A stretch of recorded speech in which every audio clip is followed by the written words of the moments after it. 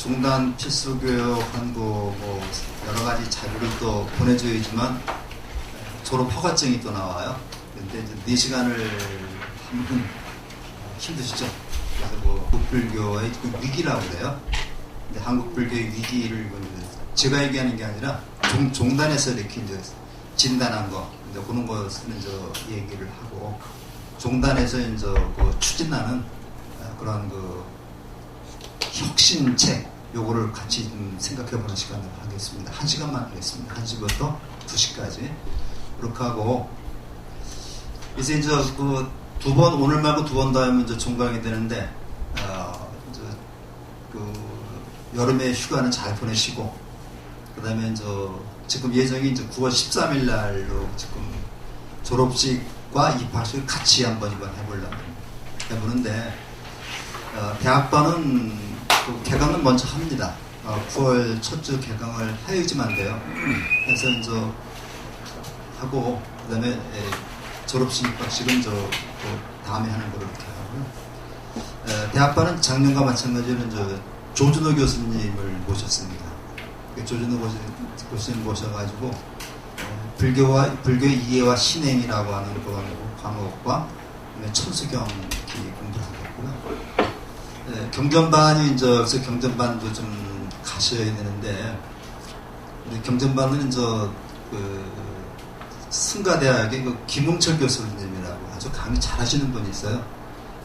몇 년 전에 우리 여기 경전반에 오셔가지고 미린다 왕문경하고 법화경을 3강을 이렇게 하셨습니다. 근데 아주 굉장히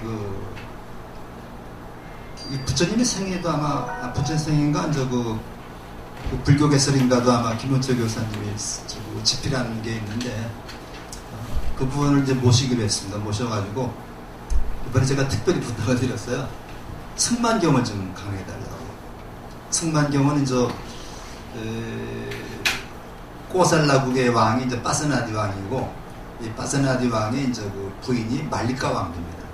그래서 그 빠스나디 왕과 말리카 왕비의 따님인데 이분이 그 아유타국의 왕한테 시집을 갔어요. 그래서 그 빠스나디 왕하고 말리카 왕비가 보고 딸 보고 부처님을 찾아뵙고 불교를 공부 좀 해라 이렇게 얘기를 하니까 승만 부인이 부처님을 찾아뵙고서 3가지 큰 원과 3대 원이라는 3가지 큰 원과 10가지 소원, 내 소원이죠. 그거 십수원이라고. 그래서 3가지 큰 원과 10가지 그 소원을 부처님 앞에서 이렇게 말씀드리고 실천하기로 다짐하는 그런 내용입니다.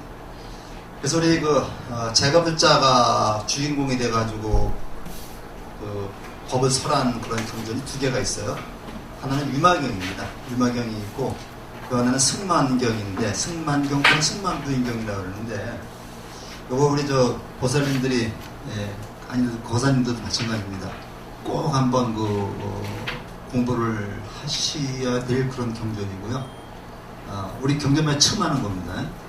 그런데 여기 열애장 사상이 여기 녹아있다 그러는데, 경전이 이렇게 어렵진 않습니다. 그래서 아마 김은철 교수님이 재미있게 강의하시리라고 믿고, 그래서 승만경 이렇게 좀 준비하도록 하겠습니다. 좀 많이 강의 좀 청각을 하셔가지고, 승만 부인이 어떠한 소원을 세웠고, 우리 불자가 어떻게 처신하고 어떻게 생활해야 되는가, 이런 문제에 대해서 한번 깊이 생각해 보시기 바랍니다. 오늘은 10강으로 우선 살인마 앙굴리말라 얘기를 하겠습니다. 교재 잠깐 보실까요? 네.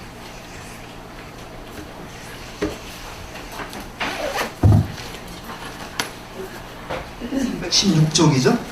316쪽에 제가 조금만 좀 보겠습니다. 제가 한번 읽어보겠습니다. 깨달음을 이루신 21년 살인마의 출현에 사왔다버리는 공포에 휩싸였다. 사왔대가 이제 서기성 밝은 대낮에 거리를 돌아다니며 함부로 사람을 죽이고 죽인 사람의 손가락을 엮어 목에 걸고 다니는 그를 사람들은 앙굴리말라라고 불렀다. 그는 본래 사와띠의 명문가 출신으로 장래가 촉망되던 젊은이였다.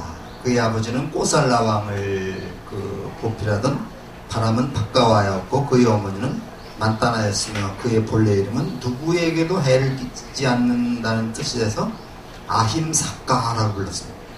아힘사까라는 말이 무슨 말이라고요? 누구에게도 해를 끼치지 않는다. 그런데 이 앙굴리라마는 어떻게 됐습니까? 많은 사람을 죽였죠. 그래서 요게 이제 그 뒤에 나오는데 조금만 더 읽어보면요. 일찍이 학문의 중심지 다카힐라에서 수학한 그는 나른새를 잡을 정도로 행동이 민첩하고 영리했다. 단정하고 총명한 아임사카를 사랑하고 아끼지 않는 사람은 없었다. 그의 스승 역시 500명의 제자 가운데 그를 가장 믿고 의지했다. 그러나 아임사카에게 시련이 닥쳐왔다. 젊고 매력이 넘치는 젊은 아임사카에게 스승의 아내가 연정을 품었다. 요런 거서 좀 더 드라마에서 볼 수 있는 얘기죠. 그래서 이제 아임사카의 스승이 어디 이제 볼일을 보러 좀 몇 달을 나가 있었는데 여기 뒤에 나옵니다. 그 부인이 항상 그 아임사카한테 연정을 품고 있다가 남편이 이제 먼 지방으로 출장을 가니까 서로 이제 이렇게 사랑을 고백을 했어요. 고백을 했는데 아임사카는 굉장히 양심적인 사람이죠. 그래서 그 스승의 부인은 바로 누구예요? 이게 사모님이라는 거죠. 어머니입니다. 어머니. 그러니까 사모님이라는 말을 함부로 막 쓰는데 사실은 자기 스승의 부인한테 쓰는 말이 사모님이죠. 어머니로 대접한다는 거예요. 근데 요새는 그냥 아무나 사모님, 심지어 그 제자 부인한테도 사모님이라고. 이건 아주 잘못된 겁니다. 그냥 부인이라고 하는 말이 사실은 이게 존칭어예요. 부인이라는 말이 존칭어인데 우리는 그 부인을 조금 더 높이면 영부인입니다. 그래서 영자가 이제 높여서 부르는 말입니다. 그래서 남의 딸도 볼 때 영애, 영식 이렇게 하죠. 아들을 높일 때는 영식, 딸이 영애라고 그러는데 이게 이제 영부인 해가지고 이게 특정한 사람한테만 쓰이기 때문에 영부인이라는 말을 없애버렸어요. 없애버리면 사실은 부인이라고 하는 말만 써도 이건 존칭어입니다. 그렇게 되는데 그래서 이제 그 아임사카가 이거를 이제 거절을 했더니 이제 그 부인이 그 스승의 부인이 이제 그 도끼를 품은 겁니다. 그래서 이제 남편이 올 때쯤 돼서 뭐 옷을 막 찢어진 옷을 입고 그러면서 아임사카가 당신이 없는 사이에 나를 범하려고 그랬다. 그래서 내가 저항하다가 이렇게 됐다. 이렇게 해서 거짓말을 시켜가지고 아임사카는 그 스승은 그 부인의 말만 믿고 아임사카를 고탕을 먹이려고 내가 오늘 하루 동안 100명의 사람을 죽여라. 100명의 사람을 죽여가지고 100명의 사람의 그 손가락을 잘라서 목걸이를 만들어라. 목걸이를 만들어 참으면 너는 그 천상에 태어날 수 있을 것이다. 이렇게 얘기를 했어요. 그러니까 그 아임사카가 그걸 보고 어떻게 했어요? 스승이 말하니까 무조건 믿은 거죠. 그래서 모두 죽여서 99명을 죽였습니다. 99명을 죽여가지고 이제 한 명만 더 죽이면 되는데 그 소문을 듣고서 이제 아임사카의 어머니가 아들한테 온 겁니다. 아들한테 이제 와서 아들을 말리려고 오는데 어머니를 죽이려고 이렇게 폼을 잡고 있는데 마치 그 뒤에 부처님이 오시는 거예요. 그런데 이제 어머니보다는 모르는 부처님 죽이기 낫겠죠. 그래서 부처님한테 칼을 들고 대들어갔는데 결국 이제 부처님한테는 죽이지 못하고 부처님이 이제 그 제도를 받는 그런 내용이 이제 되겠습니다. 근데 이 아임사카라고 하는 말이 누구에게도 해를 끼치지 않는다고 그랬는데 이 사람이 굉장히 많은 사람한테 해를 끼쳤죠. 죽였죠. 그래서 요렇게 우리가 요런 걸 우리가 이제 반어법이라고 그래요. 반어법이라고 해서 우리가 이제 옛날에 이제 공부할 때 이제 반어법이라고 해가지고 사실과는 반대로 이렇게 표현해서 강조하는 법이 있죠. 우리 전영택 씨의 소설에 화수분이라는 소설이 있어요. 화수분이라는 소설이 있는데 이 화수분이라는 말이 어떤 말이에요? 이게 돈이 끊임없이 재물이 끊임없이 나오는 거를 화수분이라는 거예요. 화수분이라는데 실제로 화수분의 주인공은 굶어 죽어요. 그죠? 굶어 죽습니다. 영상 수업의 소설 중에서 운수 좋은 날이라는 소설. 요거 그전에 교과서에 나왔었는데요. 운수 좋은 날이라고 하는 이런 그 소설이 있는데 이 소설에는 인력거권이 주인공입니다. 인력거권이 주인공인데 아내가 굉장히 아주 몹쓸병에 걸려가지고 오늘날 하는 사이인데 그날따라 아내가 나가는 인력거 남편한테 물론 설렁탕 한 그릇만 사주시오 이렇게 얘기를 해요. 그러니까 이 사람이 그럼하고 나가서 했더니 그날따라 손님이 많은 거예요. 손님이 많아서 두둑해 돈을 걸어가지고 들어오니까 그래서 설렁탕 한 그릇 사갖고 들어오니까 아내가 죽어있더라. 요게 운수 좋은 날의 내용이죠. 사실은 운수 좋은 날이라 했지만 사실은 그날은 어떤 날입니까? 가장 운수가 나쁜 날이죠. 그래서 우리가 요렇게 반어법이라 그러는데 그것도 마찬가지입니다. 이렇게 해가지고 우리가 얘기를 하는데 그래서 조금만 더 보고 좀 얘기를 해요. 그래서 공부해야겠다. 바라무치는 쭉 여기까지 됐죠. 그래서 손가락을 하루에게 치기 전에 100명을 죽여가지고 손가락으로 목걸이를 만들면 하늘나라에 태어난다. 이게 바라문교에서는 하늘나라에 태어나는 게 아주 최종 목표입니다. 이게. 그래서 천당에 태어나는 게 최종 목표가 되는 거죠. 요게 아마 앙굴리마따 이게 탑이었던 것 같아요. 앙굴리마따 사이탑인데 이게 무너져가지고 이게 굉장히 많습니다. 아임 사건은 스승의 말을 감히 의심하지 않고 돌에 뛰어나갔다. 시체들이 쌓였다. 죽여가지고 손가락. 이소모르드는 부처 홀로 잘린이 숲으로 들어가졌다. 앙굴리엘 라마가 부처님을 발견할 때는 100번째 입상자로 자기 어머니를 죽이려던 순간인데 부처님이 나타나니까 부처님한테 해야 되는 겁니다. 앙굴리 말라는 기뻐하며 부처님께 달려들었다. 모든 사람들이 공경받는 성자를 죽이면 곧바로 범처럼 태어날 수 있기 때문에 더 약효가 더 센 거죠. 하지만 앙굴리는 아무래도 부처님 따라잡을 수 없었다.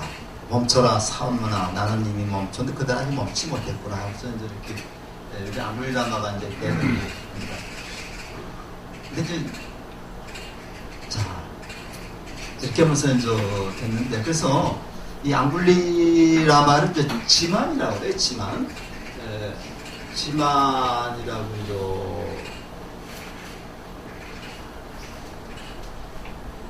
지만이라고도 진짜가 이게 아니에요. 진짜가 누군가? 손가락 진짜죠, 손가락 진짜. 지만이라고 얘기를 해요. 손가락으로다가 이 손가락으로 이 목걸이를 만들었다. 손가락 목걸이를 만들었다. 지만이라고도 얘기해요. 굉장히 유명한, 부처님 제일 유명한 그런 사람인데, 나는 해치려는 마음을 멈췄는데 그들은 아직 해치려는 마음을 멈추지 못하고 있다. 나는 자비심에 몰려 일체 중생을 사랑하는데 그들은 악업을 멈추지 못하고 삼억대의 고통을 멈추지 못하고 있다. 나는 번뇌망상을 끊고 진리에 머물러 있는데 그들은 진리를 보지 못해 그렇다는 환상에서 깨어나고 있구나. 이게 부처님이 앙굴리 라마를 제도하는 그런 말씀인데요. 우리가 이것만 들어서는 모르겠지만은, 앙굴리 라마에 관한 거를 조금 보면은, 앙굴리 라마가 어느 정도 공부가 된 사람이죠. 어느 정도 공부가 된 사람이기 때문에, 요 정도만 이렇게 깨닫게 되는 거예요. 누구보다도 총명했던 앙굴리 라마는 정신이 번쩍 들었다. 부처님께서는 조금 더 망설임 없이 그를 제자로 받아주셨다. 빠세나디 왕도 부처님의 제자가 된 앙굴리 라마에게 평생 공양할 것을 약속했다. 사실은 빠세나디 왕이 앙굴리 라마를 잡기 위해서 군사를 끌고 갔어요. 군사를 끌고 왔는데 부처님이 빠세나디 왕한테 잘 얘기를 해가지고 잡혀가지 않았습니다. 앙굴리 라마 거식 갈 때마다 몰려들어. 근데 사람을 죽인 업은 피할 수 없는 거죠.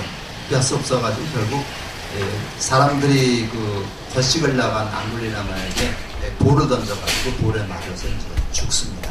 죽었지만은 죽진 않고 그래서 이제 그 업을 갖다가 이제 이렇게 소멸해서 나중에는 이제 그 아라한이 되는 그런 내용이죠. 나오는데요.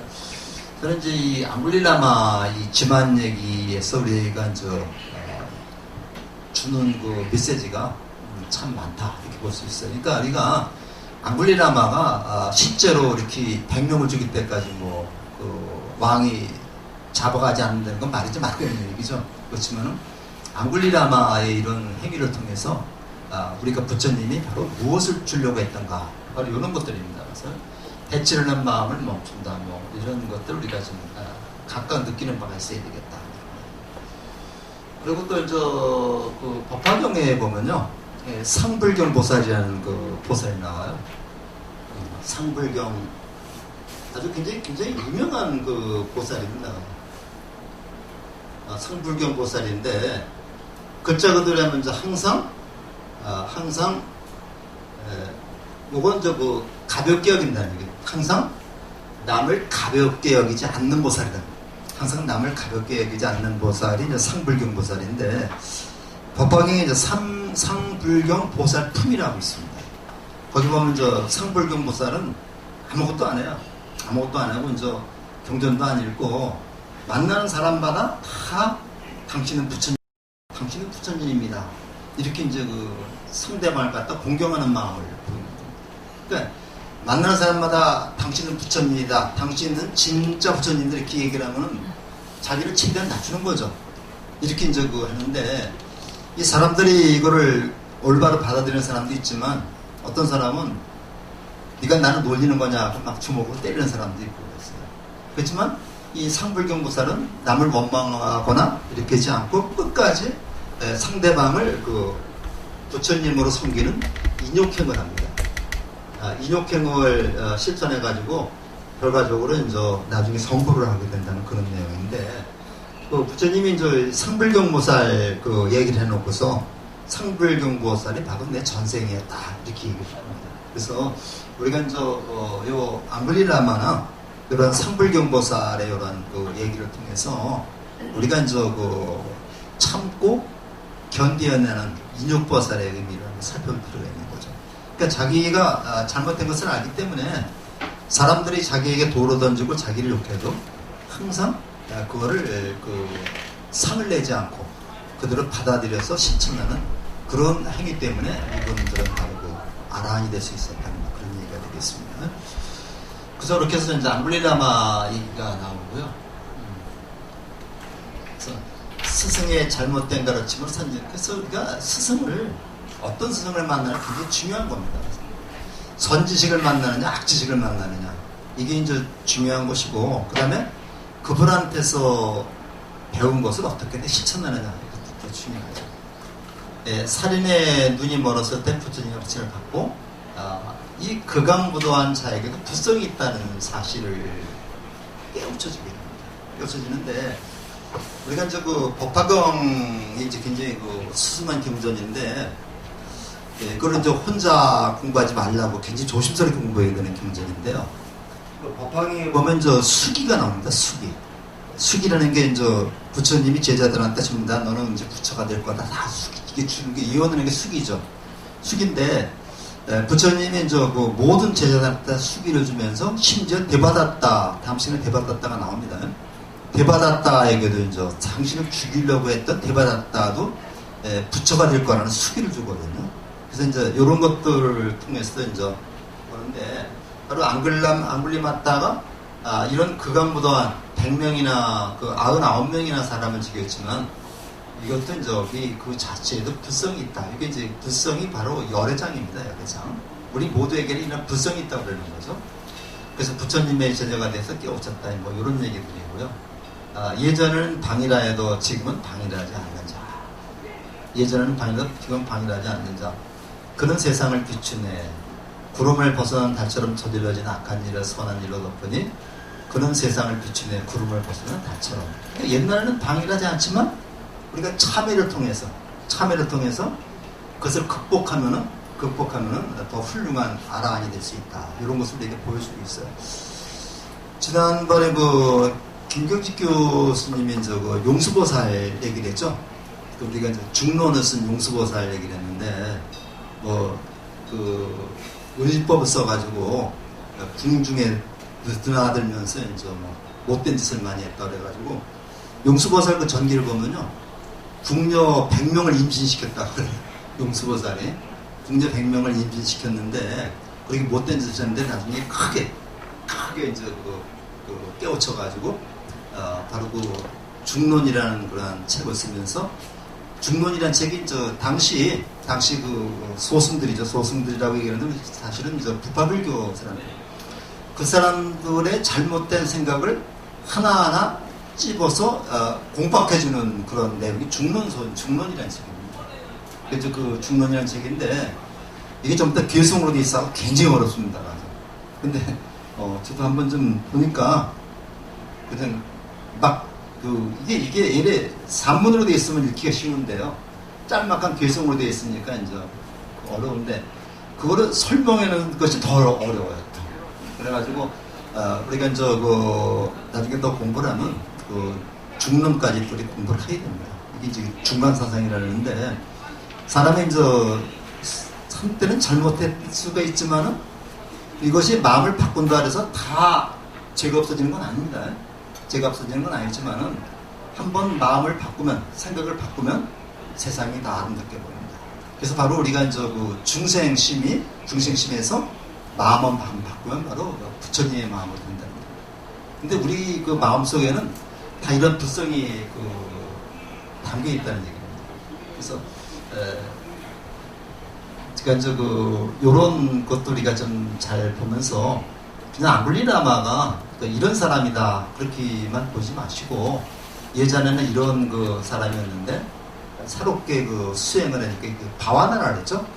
아라한이 될 수 있었다. 이런 점을 좀 알아두시고요. 그 다음에 법구경에 나오는 시리마 얘기입니다. 시리마 얘기인데, 거기 유인물 좀 보세요. 유인물 뒷페이지 좀 보시죠. 여기 나오기 때문에 기생 시리마에 대한 얘기를 썼는데, 이것도, 자, 법구경에 147개에 나오는 건데, 법구경에는 맨 끝에서 넷째 줄 보세요. 넷째 줄 보면은 옷에 가려진 이 몸을 관찰해보라. 그것은 고름투성이요, 많은 뼈들로 받쳐져 있는 질병의 주머니이며 수없는 감각적 쾌락을 추구하는 생각의 주머니. 실로 이 몸은 영원하지도 견고하지도 않도다. 요 개성만 법구경에 나와 있는 겁니다. 근데 요 개성이 나오기까지 얘기가 바로 이 시리마예요. 법구 비유경에 나오는 요런 것들을 쭉 읽어서 보면은 요 개성이 이해가 가는 거죠. 이렇게 되는데, 요 시리마 얘기도 아주 굉장히 널리 알려진 그런 얘기입니다. 어떤 젊은 비구가 다른 친구 비구한테 얘기를 들었어요. 무슨 얘기를 들었느냐면은, 야, 내가 이렇게 거식을 나가는데, 탁발을 나가는데, 매같이 나가는데, 시리마라고 하는 기생이 있는데, 천하절색이더라. 난 거기서 이렇게 탁발에 온다 하니까, 이 젊은 비구가 얼마나 부러웠겠어요. 그래서, 그 다음날, 자기도 친구하고 같이 시리마 집에 가서 공양으로 들어가 탁발을 갔습니다.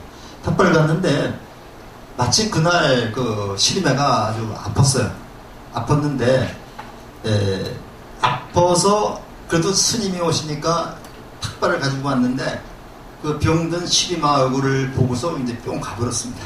그래서 저렇게 병들었는데도 아름다운데 얼마나 아름다울까 하고 이제 감탄하면서 욕정까지 같이 이렇게. 근데 그날 밤 시리마가 죽었어요. 아마 굉장히 위독했던 모양입니다. 시신이 사흘에 부패 싸우고 갔는데, 부처님이 그런 얘기 듣고서,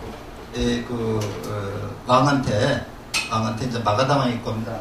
왕한테, 시리마의 시신이 훼손되지 않게 좀 보존을 하고, 조금 있다, 더 있다가 장례를 치러라. 그렇게 이제 부탁을 했습니다. 부탁을 하는 내용이 이제 거기에 쭉 나와요.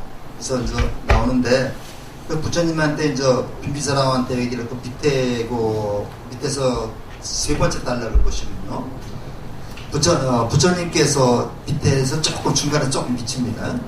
부처님께서는 빈비사람에게 부탁하여 이제 누구든지 말한 일천냥을 내고 시리마와 하룻밤을 같이 보낼 사람을 낳아보라고 광복해 하셨다. 그래서 왕은 그같이 공지하였으나 아무도 나타나는 자가 없었다.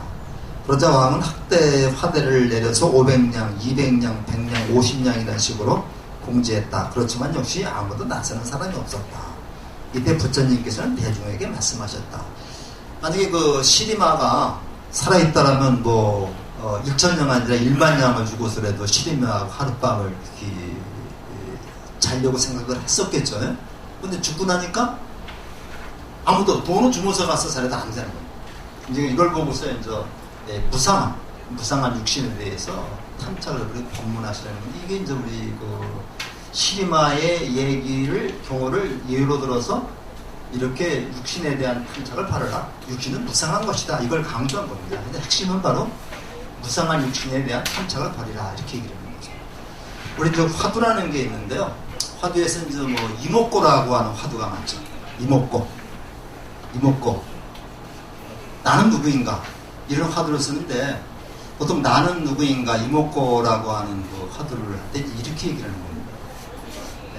아홉 구멍난 똥자루를 메고 다니는 나는 누구인가? 이렇게. 아홉 구멍난 똥자루를 메고 다니는 나는 누구인가? 이게 이렇게 돼 화두가 되는 거죠. 이제. 그런데 우리 사람이 보통 사람이 죽으면 피가 나오는 데가 아홉 구멍이라고 그래요. 눈 둘에다가 귀 둘에다가 코 둘에다가 입에다가 그다음에 항문하고 생식기 이렇게 해가지고 이제 모든 우리 아홉 구멍으로 나 있는데 똥자루인데 거기서 뭐가 들어있어요? 똥이 잔뜩 들어있죠.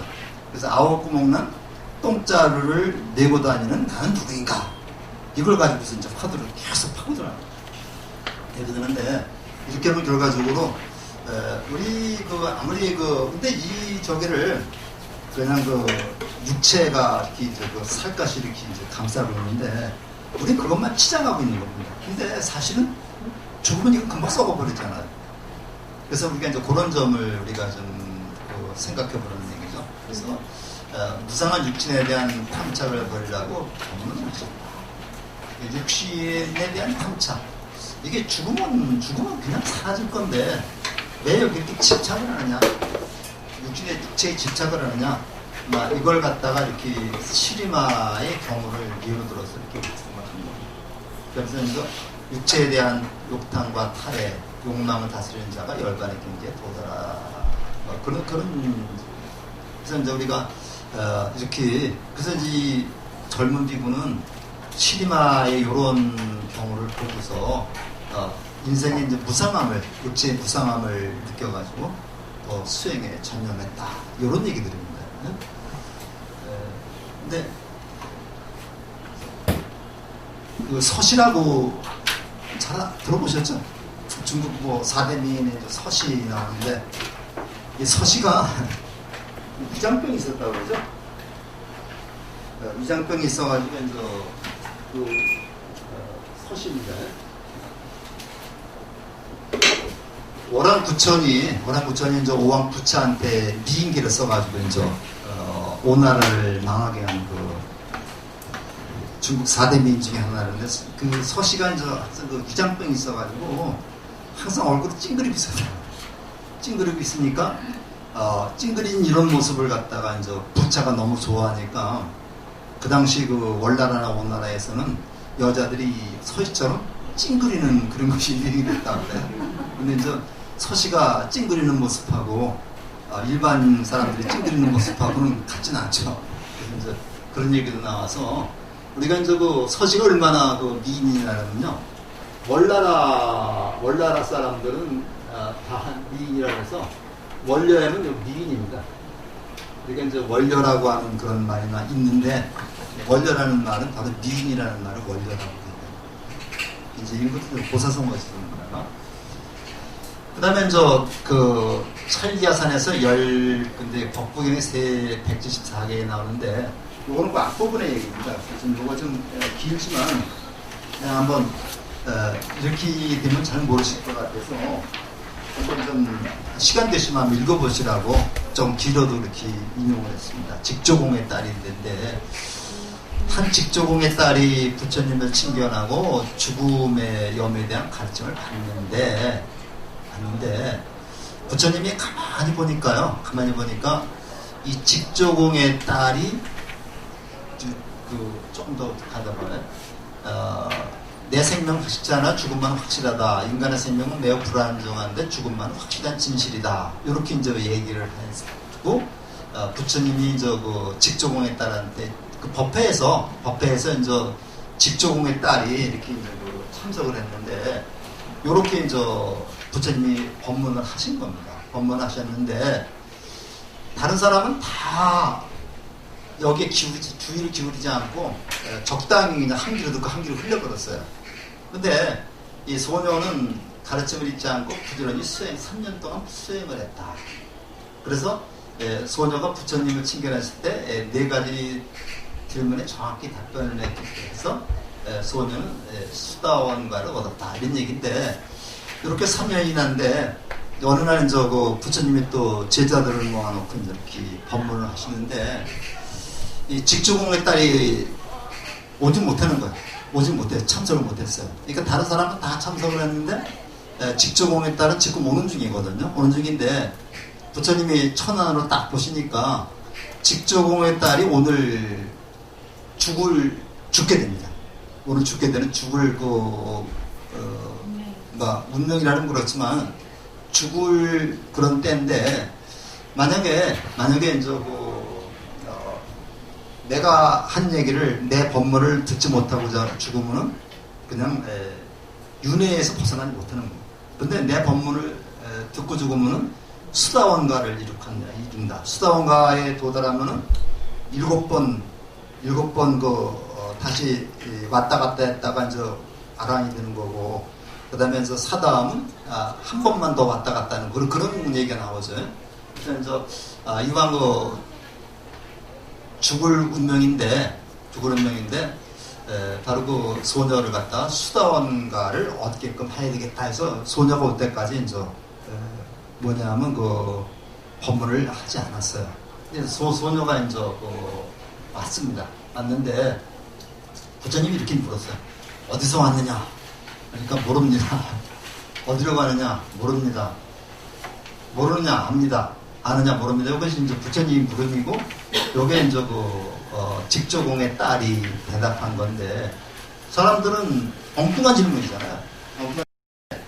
사실은 이것이 이렇게 선문답입니다. 이게 선문답이 돼가지고, 부처님이 가르침을 정확히 이해했다면 이렇게 답이 나올 수밖에 없는 거예요. 근데 직조공의 딸은 부처님의 가르침을 정확히 이해했기 때문에 이렇게 답이 나온 거다. 그런데 다른 사람들은 엉뚱한 질문이 되버린 겁니다. 그러니까 이제 여기 이제 구치가 나오는데, 그래서 네 모릅니다라고 대답했더니, 내가 집에서 온 건 부처님도 알고 계시는데 그걸 묻진 않았을 겁니다. 그러니까 전생에 내가 어디서 왔느냐 이렇게 물었기 때문에 저는 모릅니다라고 한 겁니다. 이렇게. 그러면 어디로 가느냐? 내가 죽은다면 어디로 가는지 모르기 때문에 내가 모릅니다라고 대답한 겁니다. 그러니까 죽는 사실을 모르느냐고 말했기 때문에 나는 안다고 얘기를 했다. 반드시 죽게 돼 있죠. 누구나 죽게 돼 있습니다. 언제 죽느냐? 그러니까 모릅니다. 이렇게 이제 얘기를 한 거죠. 그래서 요 얘기하고 요 얘기를 연결시켜 보면은 우리가 이제 그 부처님의 설법이 나오는데, 그 내용은 요 글을 읽어보면 이제 나옵니다. 이걸 읽으면 나오는데, 그래서 저는 그 법구경 우리가 공부를 하면서도 이 법구경을 이렇게 쭉 일화를 갖다 모아놓은 책들이 있는데, 같이 읽어야지 그 의미를 정확히 파악할 수가 있습니다. 그래서 이렇게 돼가지고 결과적으로 요거를 보고서 이제 부처님이 이거예요. 이 세상은 눈 멀었도다. 분명히 보는 자가 적도다. 겨우 몇 사람만이 천상계를 가는구나. 그물을 벗어난 새처럼. 이렇게 해서 이제 그 직조공의 딸한테 법문을 하셨는데, 직조공의 딸이 이제 가서 거기 이제 뒤에 나옵니다.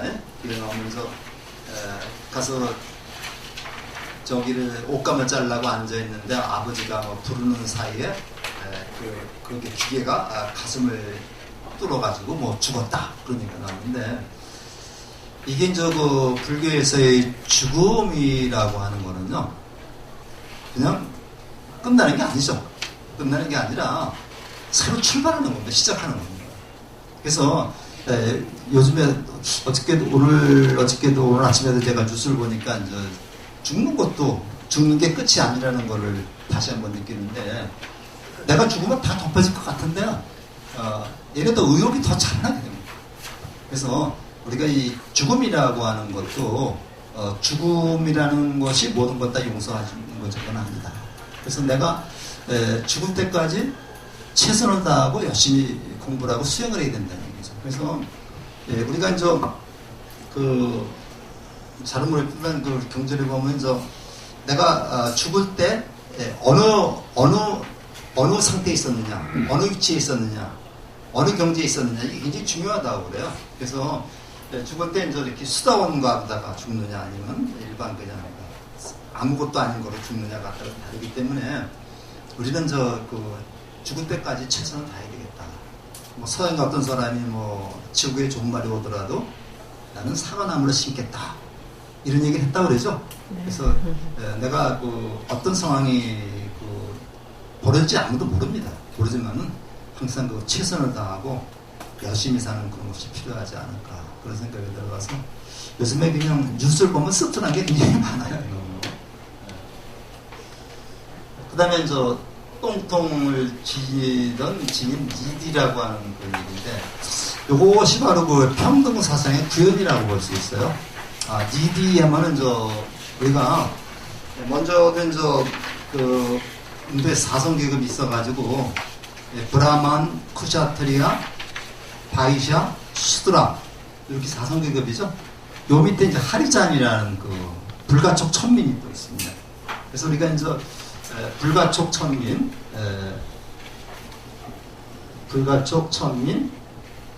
요걸 우리가 이제 하리잔이라고 해요. 하리잔.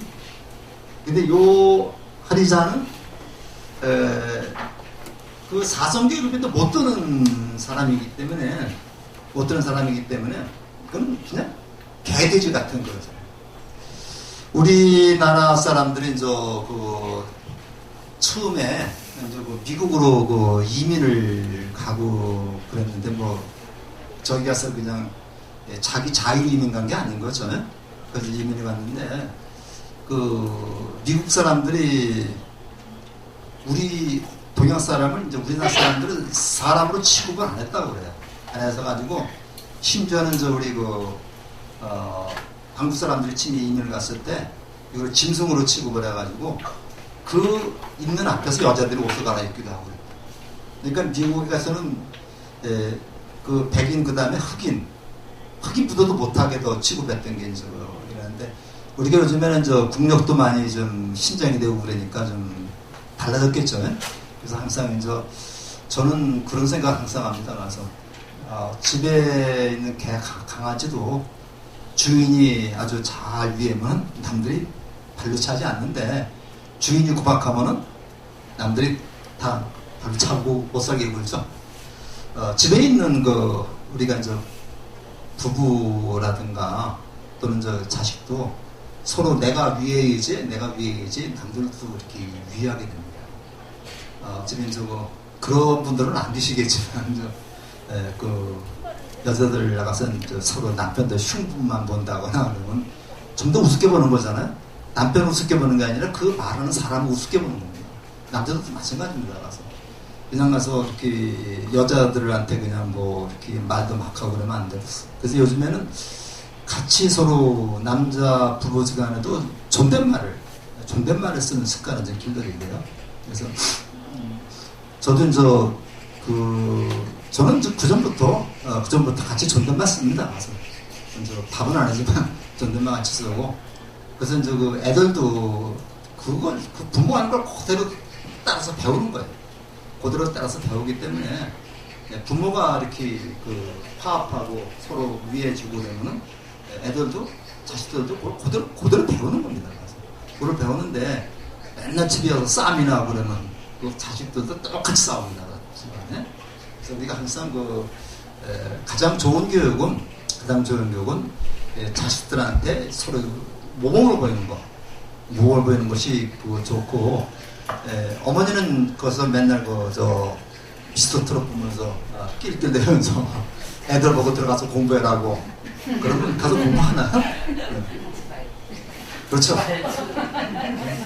그렇죠. 어머니는 백화점 그거 보면서 야, 너도 공부해.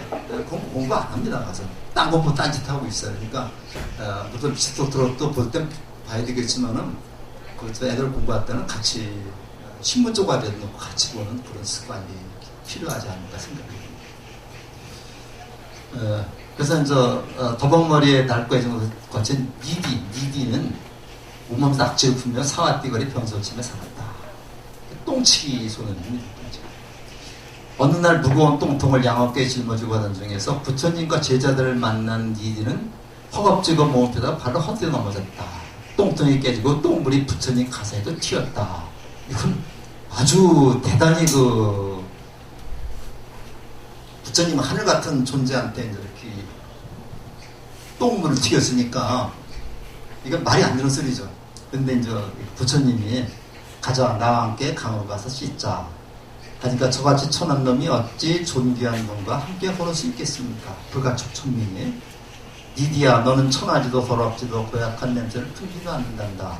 네 옷은 더러워졌지만 네 마음은 더할 나야 착하구나. 그러므로 스스로 천하게 해서는 안 된다. 니디야, 나의 제자가 되지 않겠느냐. 근데 이게 이 당시에 이 불가촉 천민을 출가시킨다라고 하는 스님으로 만드는 굉장히 혁신적인 얘기입니다. 우리가 이제 혁이라고 하는 말을 쓰는데, 우리가 이제 혁명, 혁신, 이따가 이제 우리 조계종 피스교에도 혁신이라는 말이 나오는데, 이거는 완전히 뒤집어 버리는 겁니다. 완전히 뒤집어 엎는 걸 혁이라고 해요. 혁명하면 천명. 옛날에 우리가 동양에서는 왕을 갖다가 하늘의 명을 받아서 백성들을 대신 다스린다고 봤죠. 그래서 하늘 임금을 천자라고 했습니다. 천자. 하늘의 아들이라 했는데, 하늘이 내가 이제 나를 대신해서 나를 다스려라. 이게 혁명이거든요. 그래서 명을 바꾸는 겁니다. 엄청난 거적이죠. 이게 동양에서의 혁명이라는 개념인데, 서양에서의 구테타는 다른 거죠. 구테타는 힘으로 다 눌러버리는 건데, 이거는 이제 우리가 하늘의 명을 바꿔서 새롭게 왕조를 여는 걸 우리가 혁명이라고 그래요. 그래서 우리가 고려에서 조선으로 넘어간 거 역성혁명이라고 그러죠. 무력으로 하지 않고 성을 바꿔서 왕씨가 다스리던 나라를 이씨가 다스린다. 이게 역성혁명입니다. 이게 이제 혁명이라는 개념인데, 요즘에는 그냥 서양적인 개념, 구테타라는 말로다가 이제 다 바꿔버려서 5.16 혁명, 5.16 구테타. 근데 그건 구테타겠지만요. 그래서 우리가 혁명이라는 말이 이게 나와가지고, 공자님도 이제 그런 얘기를 했어요. 공자님도 이제 제자가 이제 문왕은 이제 은나라를 망하게 하지 않고 은나라 신하로 있었는데, 문왕의 아들 무왕이 이제 임금을 은나라 주왕이죠. 은나라 주왕을 갖다가 이제 없애고 새롭게 주나라를 만들었습니다. 그래서 제자가 이제 그걸 물었어요. 이제 물으니까 주왕이 이제 은나라를 없애고 주나라 세운 거나, 또는 탕왕이 이제 한나라를 없애고 은나라를 세운 거나, 요거는 어떻게 해석해야 됩니까? 하니까 그 공자님이 그거는 천명이 바뀐 것이다. 하늘이 명을 바꾼 것이다. 은나라 탕왕이 죽인 것은 임금을 죽인 게 아니라 거리라고 하는 포악한 사내를 죽인 거고, 그 다음에 주나라 무왕이 죽인 거는 왕을 죽인 게 아니라 주라고 하는 몰지각한 놈을 죽인 거기 때문에 이거는 반역이 아니다. 이걸 혁명이 이렇게 얘기를 했거든요. 근데 이게 이제 빌미가 돼가지고 이제 많은 사람들이 이제 나라를 망하고 나서는 뭐 공자님 이 얘기를 많이 합니다. 근데 사실은 이런 혁명인데 이 니디와 같이 이렇게 이제 이렇게 불가촉천민이 부처님의 제자가 됐다는 사실은 굉장히 혁명적인 사건이었다. 바로 이제 이게 뭐냐면 이게 평등사상이라는 거죠. 우리가 이제 불교를 말할 때 이제 안욕따라 선명 삼벌이를 말할 때 무상 정등 정각이라 그러죠. 무상 정등 정각이라 할 때 그 등이라고 하는 말은 바로 평등이라는 말입니다. 평등은 각은 깨달음이니까 불교에서 가장 강조하는 게 바로 평등 사상과 깨달음 사상이다 이렇게 볼 수 있어요. 그래서 우리가 이제 이런 점에서도 이렇게 이 니디가 이제 부처님의 제자가 됐다는 사실은 굉장히 중요하기 때문에 우리 부처님의 생애 편집자들이 여기다 집어넣은 겁니다. 그만큼 중요한 일이기 때문에 천한 이대수가 가신 부처님이 이해할 수 없다며 수도들은 사화대 사람에게 부처님이 말씀하셨다. 그러니까 불평불만이 많았겠죠. 이거는 부처님의 제자들 중에서도 불평불만이 많았을 겁니다. 야, 어떻게 저 똥푸는 저 친구하고 나하고 같은 급이 될 수 있어? 이렇게 여기서 불평불만 많았을 때, 자, 누린내 나는 아주까지를 마차시켜 불을 피우고도 더러운 진흙에서 아름다운 연꽃이 피듯. 연꽃이라는 거는 진흙 속에서 피우죠. 그래서 종족과 신분과 직업으로 비구의 값어치를 정할 수는 없습니다. 오직 지혜와 덕행만으로 비구의 값어치를 정할 수 있습니다. 신분이 낮고 천한 직업을 가졌더라도 행위가 훌륭하다면 여러분 그 사람들을 깊이 공경하십시오. 이게 굉장히 중요한 부처님의 평등 사상이죠. 그래서 사람은 피가 혈연이 중요한 게 아니라 뭐가 중요하다고요? 그 사람이 갖추고 있는 덕행, 이게 중요하다는 얘기죠. 그 사람이 가지고 있는 덕행이 중요한 것이다. 그래서 우리가 항상 이제 행위, 덕행, 그래서 아무리 신분이 낮고 천한다 하더라도 그 사람의 행위가 부처님 같은 그러한 고귀한 행위를 하게 되면 그 사람은 부처님입니다. 부처님이고, 아무리 부처와 같은 그러한 직위에 있다 하더라도 그 사람이 하는 행동이 시정배와 같다면 그 사람은 부처가 아니죠. 그래서 우리가 요즘에 그런 얘기도 많이 써요. 와서 머리만 깎았다고 다 저긴 아니다. 이제 그런 얘기 있다는데, 스님들이 들으시면 굉장히 좀 어떨지 모르지만은 스님다워의 스님이고, 그 다음에 불자다워의 불자불이 되는 겁니다. 그래서 이 합계라고 하는 말이 굉장히 중요해서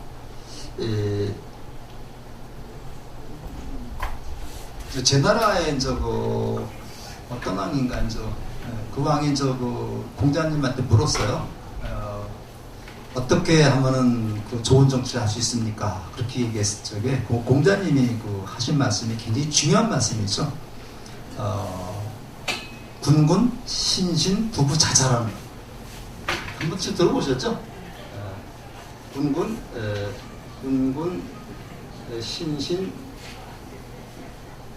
부부자자.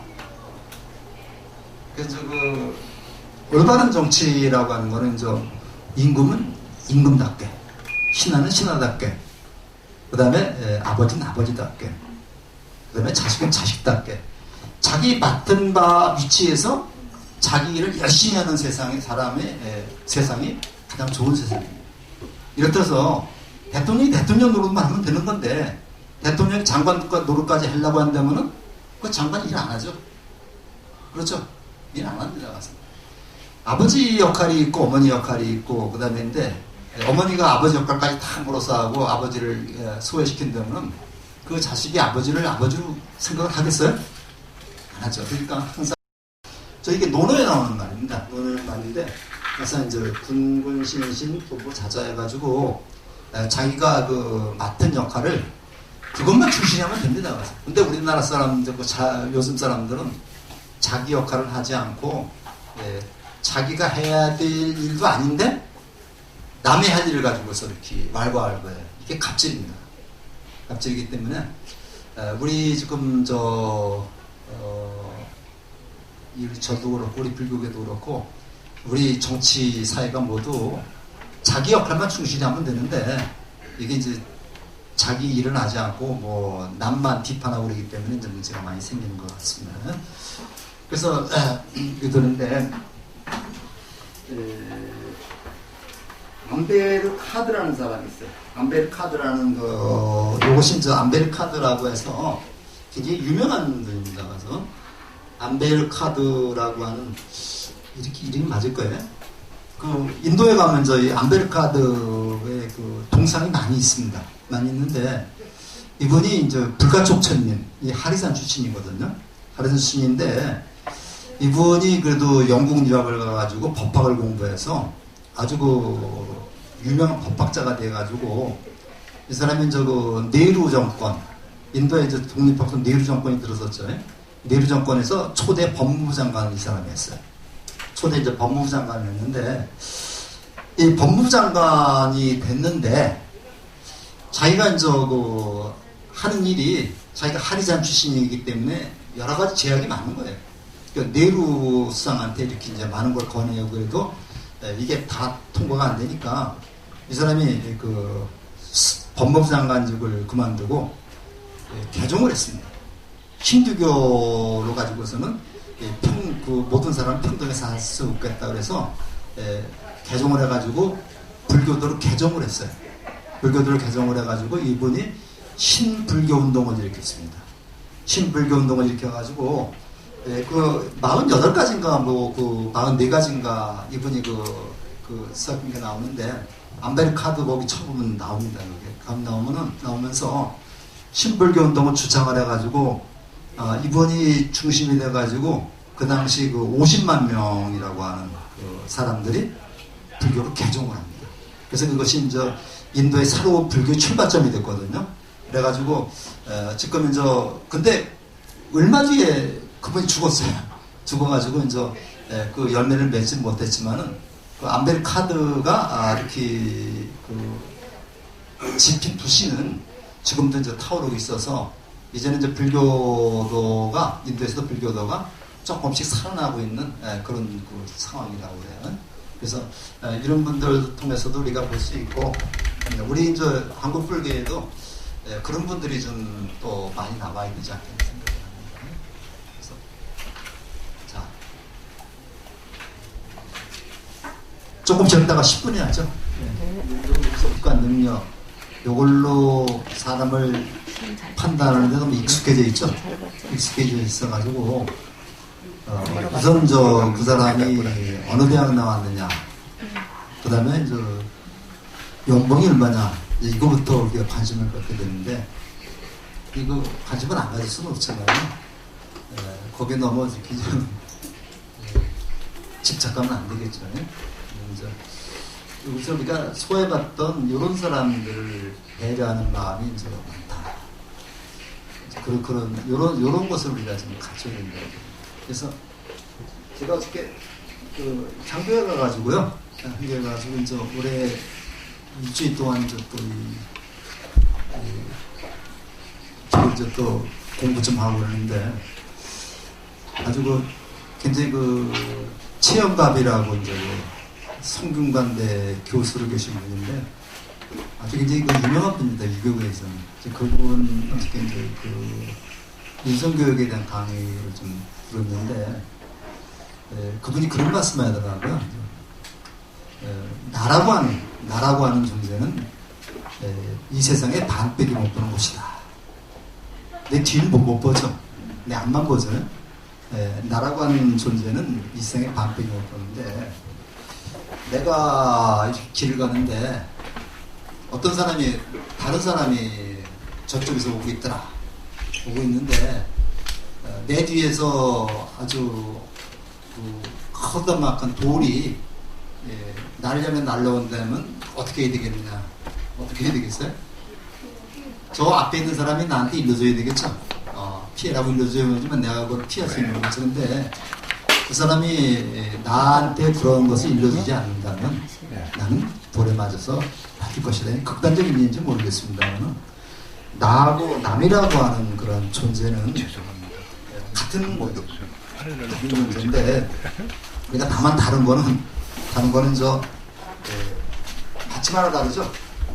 받침 하나만 제대로 써놓으면 그러니까 나와 남인데 이 받침 하나 더 들어갈 수 있습니다. 근데 결과적으로 나라고 하는 존재가 이상의 반백이 못 보는데 남이라는 존재가 나머지 반을 채워줘야 된대요.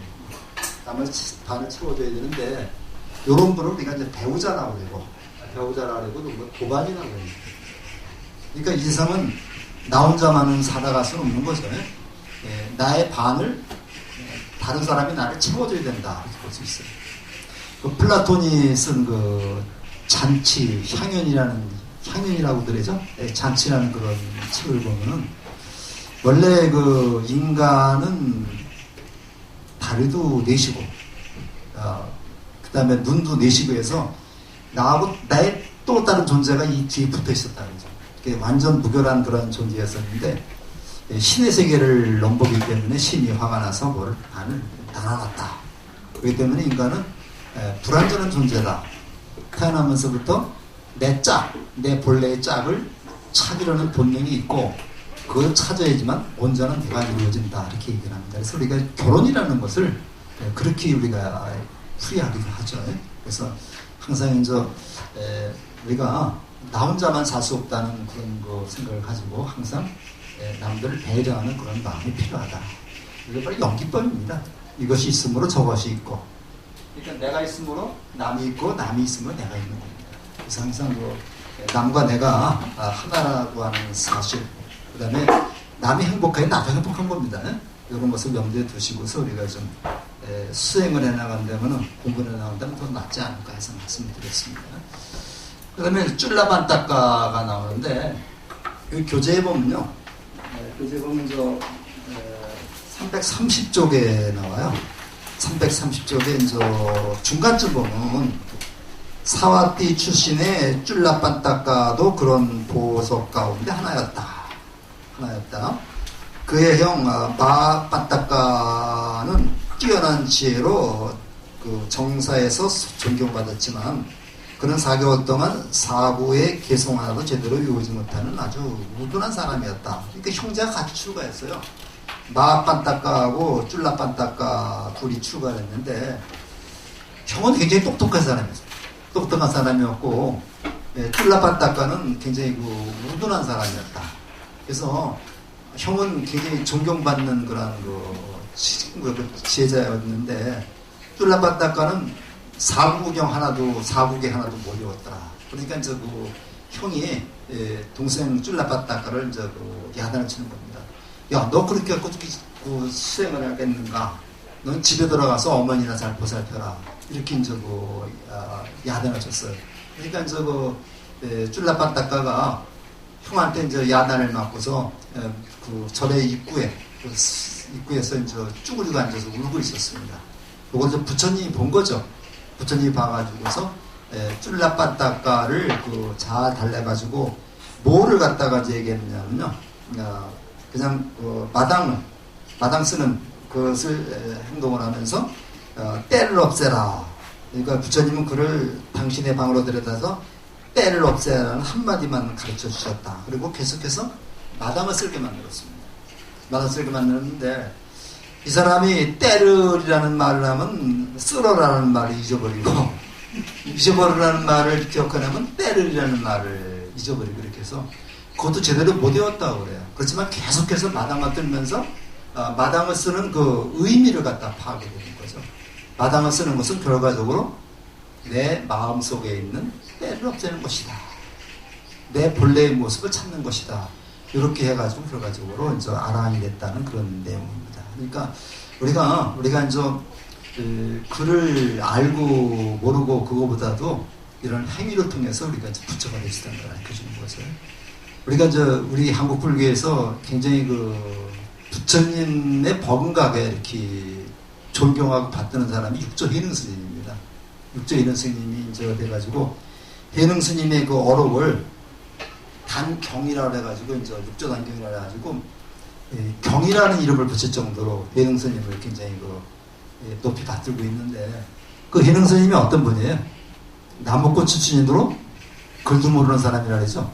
진짜 글을 몰랐는지 모르겠지만은 글도 모르는 사람인데 이제 금강경 한 구절을 듣고서 깨달음을 얻었다 그런 얘기를 하고 그러는데 우리가 이제 공부를 잘하고 못하고 이게 중요한 게 아니라 이제 어떻게 우리가 수행 정진하는 게 문제인 것 같습니다. 그래서 지혜라는 것은 지식하고 다릅니다. 그래서 아도나요 형세를 쫓아냈다. 부처님은 그걸 데려와서 이런 말씀을 하셨는데 이 말만 생각하면 걸레질을 하던 중 깨닫게 됐다. 이런 것이 쫄라봤다까 얘기입니다. 그 다음에 꾸마라 까사빠 얘기인데 그 다음에 332쪽에 꾸마라 까사빠 얘기가 나옵니다. 꾸마라 까사빠 얘기인데 이 꾸마라 까사빠라고 하는 그 어머니가 이제 출가를 했습니다. 출가를 했는데 나중에 보니까 임신을 하게 된 거예요. 그러니까 대받았다. 그때 대받았다가 그 반역하기 전이죠. 그러니까 대받았다가 어머니를 그 아이 어머니를 내쫓으라고 이렇게 명령을 내렸는데 그런데 내리자 부처님께서 승가를 소집해가지고 이걸 따져보니까 아이를 잉태한 줄 모르고 출가를 했던 겁니다. 그러니까 출가해서 잉태한 게 아니라 아이를 잉태한 줄 모르고 출가했다. 이거는 죄가 없다. 이 무죄 판결이 나가지고 그래서 결과적으로 그 절에서 꾸마라 까사빠가 태어나게 됐는데 이게 말이 그렇지 절에서 그 어린애가 하나 태어나면 얼마나 이쁘겠어요. 그래서 이제 사랑을 독차지해가지고 살아가지고 나중에 훌륭한 법사가 됐다. 이런 얘기입니다. 이런 일화들이 굉장히 많아서 특히 부처님과 제가 여신도 우바이라 그러죠. 우바이와 관련된 그런 설화도 많은데 우리가 이런 것들이 경전에 다 있습니다. 있어서 우리가 기회 되시면 한번 보시고 그다음에 경전만에서 하는 승만경 같은 것도 우리가 잘 깊이 새겨보면은 어떻게 부자들이 공부를 하고 처신할 것인가 이런 것들이 많이 나오고 있습니다. 자, 그다음에 마하카사파는 굉장히 잘 알려진 사람이죠. 우리가 마하가섭이라고 말하는데 마하가섭을 우리가 뭐라고 얘기를 해요? 두타제이라 두타라는 말은 남모르게 수행하는 걸 두타라고 해요. 남모르게 수행하는 그래서 무더기로 수행하는 걸 두타라고 하는데 이게 부처님하고 선불교에서 얘기입니다. 선불교에서 얘기인데 부처님하고 마하가섭하고는 3번에 걸친 이심전심이 있을 때고 3처 전심이라고 해요. 3처 전심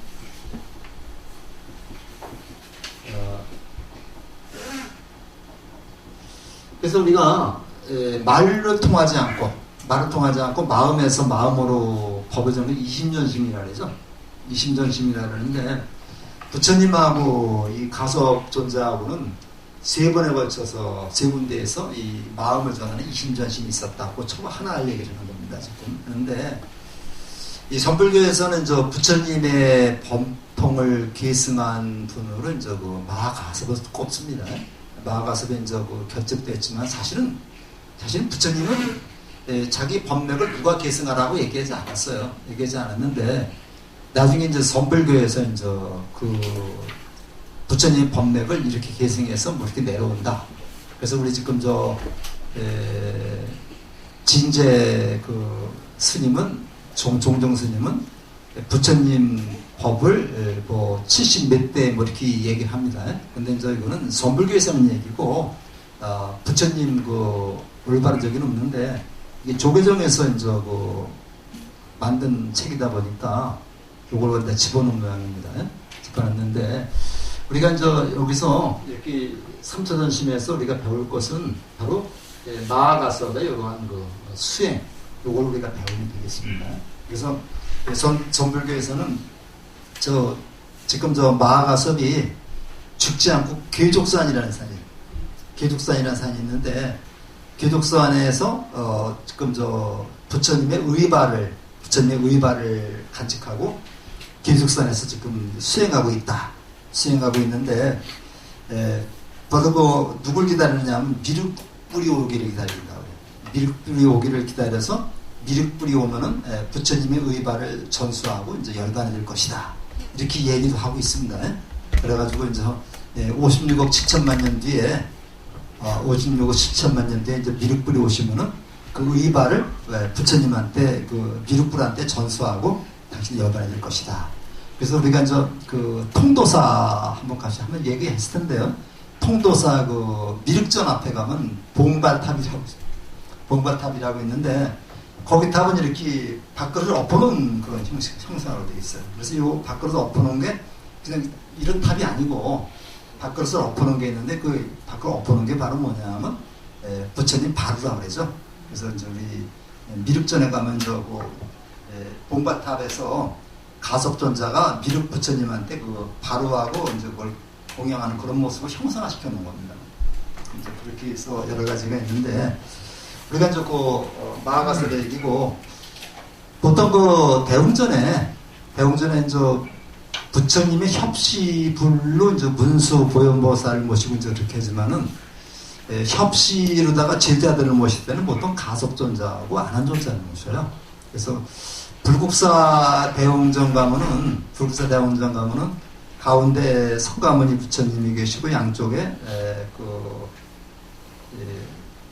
연등불이 보살이실 때 이제 그 부처님하고 미륵보살하고 이제 그렇게 모시고, 그 옆에 가섭존자하고 그 다음에 이제 저기를 모셨어요. 안한존자를 모셨어요. 이렇게 부처님의 그 석가모니 부처님이 있고, 그 옆에 이제 그 보살님이 두 분 있고, 그 옆에 이제 가섭존자하고 이제 안한존자를 모셨습니다.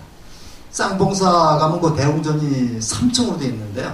3층으로 된 목조 건물로 되어 있는데, 그게 이제 불에 타서 보물이었었는데 불에 타가지고 보물에서 해제됐어요.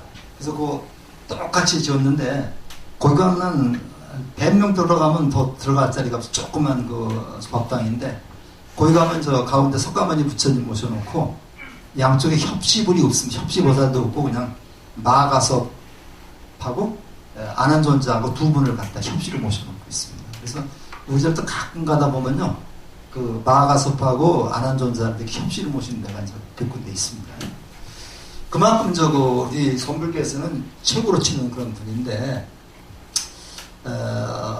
부처님께 물려받은 분소회를 거치고, 그래서 이제 부처님하고 가섭존자하고 옷을 바꿔 입었다는 얘기를 하죠. 그 얘기를 하는데, 그 옷을 바꿔 입었다는 얘기는 부처님의 법을 계승했다는 의미입니다. 평생 인적이 되면서 거식한 음식으로 살아온 마하가사파.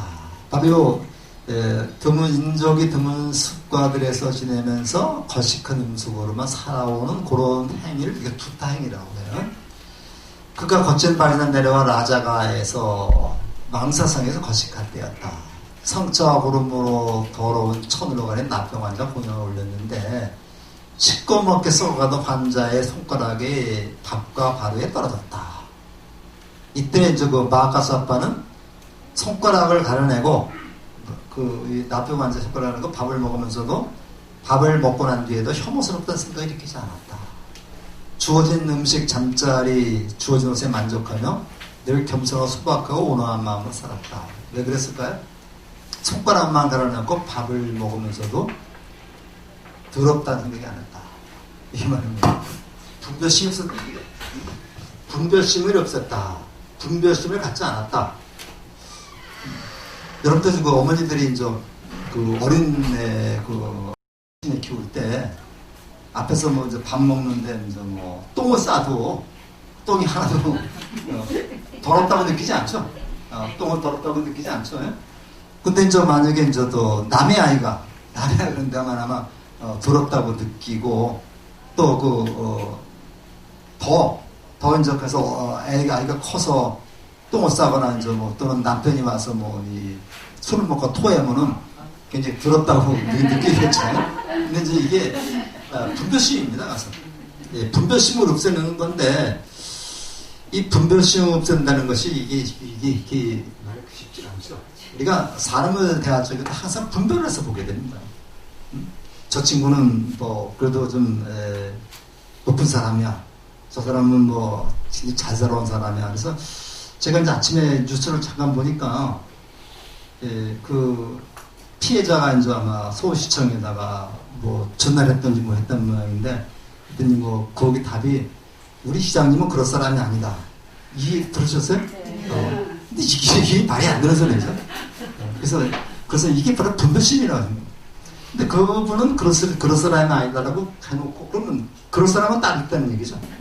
그러니까 이거 굉장히 무서운 겁니다. 이게 그분은 그럴 사람이 아니다. 그건 자기 판단이죠. 자기 판단입니다. 주관이지 이거 객관성이 있는 게 아니죠. 그래서 우리가 이제 항상 보면서 이제 이거 근데 이제 이 분별심이 없는 겁니다. 분별심이 없기 때문에 어디서 있더라도 그 나병 환자가 손가락을 먹어서 눕는 거잖아요. 그 나머지 음식을 맛있게 먹었어. 이게 바로 우리 그 수행이고 이게 바로 이제 부처의 그런 불성이라고 생각을 해요. 수행. 자 그런데 부처님께서는 부처님이 계신 데는 향실이라고 해요. 향실이라는데 요즘에는 뭐 우리 절에 가면 방장스님이나 이런 분이 계신 데를 향실이라고 합니다. 향실이라 해가지고 기원정사 거기 인도에 가면은 그 향실이라고 추정되는 곳에 이렇게 부처님을 모셔놨어요. 그래서 거기에 대한 예배라고 합니다. 이때 낡고 해진 누더기를 입은 수행자가 악취를 풍기며 들어왔다. 상자 빨아입지도 않고 비구들이 코를 감싸주며 웅성거리자 부처님은 자기 자리에 반을 내려주며 손짓하셨다. 어서 오게 마가사파 여기로 앉아라. 다른 사람들은 그 사람 알아보지 못했는데 부처님만 가섭을 알아보고 자리를 양보했다. 이걸 우리가 다자탑전 분반자라고 얘기를 합니다. 뒤에 나올지 모르겠는데요. 다자탑전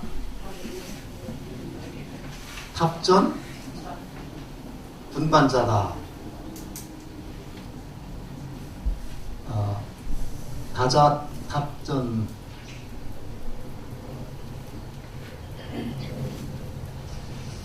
이게요. 그 다자탑이라고 하는 탑이 이게 이제 그 인도 풍습에 거기서는 그 아들 선호 사상은 전 세계가 다 있는 겁니다. 그래서 이제 아들 선호 사상을 인해서 이제 아들을 많이 낳기를 바라는 부호들이 이 다자탑이라고 하는 그 탑을 조성하는 겁니다. 조성을 해가지고 이제 거기서 아들 낳기를 기원하는데 그 다자탑이 있는 그 자리에서 이제 아마 이 법회가 있었던 모양입니다. 그래서 다자탑전에서 이제 그 앞에서 설법을 하고 있는데 몽두남발이라고 그래요. 머리도 깎지도 않고 냄새는 풀풀 풍기고 수염은 잘하고 이런 사람이 그냥 올라오더라. 그러니까 남들은 코를 져서고 다 누군지 모르는데 부처님만 그를 알아보고 자기 자리에 반을 나눠줬다. 반을 나눠줬다는 얘기 뭐예요? 후계자로 삼았다는 얘기죠. 후계자로 삼았다 해서 이것이 이제 그 부처님과 이제 그 마가섭 사이의 첫 번째 이심전심입니다. 이게 이제 다자탑적 분반자라고 해요. 두 번째가 이제 염화시중이라고 보통 얘기를 하죠. 염화시중이라고 해서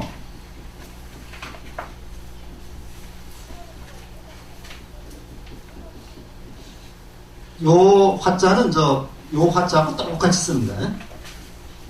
요 화자하고 요 화자는 똑같은 화자입니다. 빛날 화자에서 영자는 이제 이건 들어 보인다. 들어 보인다. 이건 보통 점으로 읽지 않고 영으로 읽어요. 그래서 그 부처님이 설법을 하시기 전에 꽃을 하나 딱 들고 나타나셨다. 이거 보통 연꽃이라고도 얘기를 하는데 뭐 진짜 그런지 모르겠습니다. 꽃을 하나 들고 나타나셨는데 아무도 그 의미를 알지 못했다. 그때 가섭존자만 그 의미를 알고 빙그리 웃었다. 그걸 여마미소, 여마시중이 미소라고 그러죠. 이것이 이제 두 번째 그 마하가섭하고 아난존자하고의 그 이심전심입니다. 세 번째는 부처님이 이제 돌아가셨는데 부처님이 돌아가실 때 그 자리에 그 가섭은 없었어요. 가섭은 없었는데 아난존자가 이제 이렇게 쭉 주관을 다 하고 그랬는데 가섭은 이제 딴 데서 전법을 하고 있었는데 어떤 그 사람이 이제 그 꽃을 하나 들고 오는 거예요. 그래서 그 꽃이 뭐냐 했더니 모르셨습니까? 그 곧담아 붙다가 돌아가셨는데 거기서 하나 얻은 꽃입니다. 하고 보니까 이제 그 아난존자가 500명의 제자들을 오면서 걸음을 빨리 해가지고 거기를 부처님 돌아가신 쿠시나가라로 왔어요. 쿠시나가로 왔는데 이미 다 입관을 한 상태였습니다. 입관을 한 상태였었고 그랬는데 이 관을 옮기려고 그러니까 관이 옮겨지지가 않는 거예요. 그러니까 이제 거기에 있던 한 그 수벌인가 어떤 제자가 이거는 부처님이 아마 그 가섭존자를 기다리는 것일 것이다. 가섭존자 갈 때까지 기다리자. 이렇게 얘기를 해가지고 있는데 가섭존자가 딱 도착을 했어요. 그 가섭존자가 와가지고 뭐부터 하겠어요? 부처님 얼굴부터 보고 싶겠죠. 우리가 이제 그 부모님이 돌아가셨다 그러면 그 소식을 듣고 들어가면 먼저 부모님이 얼굴 마지막 얼굴 우리가 보는 게 순서죠.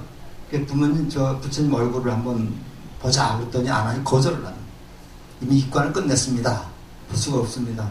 그러니까 이제 그 가섭존자가 거기다 이제 예배를 하니까 관뚜껑이 딱 열리면서 부처님이 오른발을 갖다 내놨다. 그래서 이제 이렇게 세 번째, 그거를 이제 우리가 세 번째 그 이심전심이라는데 오늘 나중에 또 보겠습니다.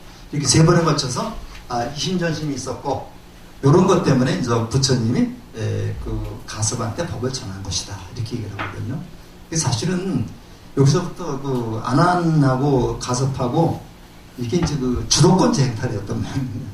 이게 있어가지고 나중에 이제 결집을 할 적에도 499명이 들어왔는데 가섭존자가 이제 아난은 거기다 끼워주지 않았죠. 끼워주지 않아가지고 나중에 들어오게 됩니다. 나중에 들어와가지고 이제 결과적으로 이제 아난하고 가섭하고 화해를 하면서 결집을 이루게 됩니다. 결집을 이루게 돼가지고 선불교를 보면 부처님의 법이 가섭한테 계승이 되고 가섭한테 계승된 법이 아난한테 계승이 됩니다. 아난한테 계승이 되고 아난한테 계승된 것이 이제 상나화수라는 스님한테 이렇게 수족해가지고 거기에 이제 그 용수보살도 거기에 들어가고 그래서 28번째 그 법을 계승하신 분이 이제 그 달마대사죠. 달마대사가 이제 다시 중국으로 건너와가지고 법이 중국으로 옮겨져가지고 달마대사, 해가대사, 승찬, 도신, 홍인, 그 다음에 육조해능 이렇게 이제 쭉 이어져가지고 여기 이제 뭐 마조, 도일, 뭐 의인제, 의연해가지고 이제 우리나라로 오게 되는 겁니다. 그래서 이제 요게 얘기입니다. 악질병이 들어왔다. 어서게 마하가사파 여기로 앉아라. 볼품 늙은이를 반기시는 부처님을 비교를 이해할 수 없었다. 근데 이제 알고 보니까 이제 그분이 그렇다는 얘기죠. 그래서 여기 이제 나는 사선, 구정, 사무량심, 삼명, 육동을 완전히 갖춰 밤낮 없이 밤낮 그곳에 머문다. 마하가사파 역시 그렇다. 마하가사파도 그렇다. 그의 수행과 공덕과 지혜는 나 열애와 조금도 다르지 않다.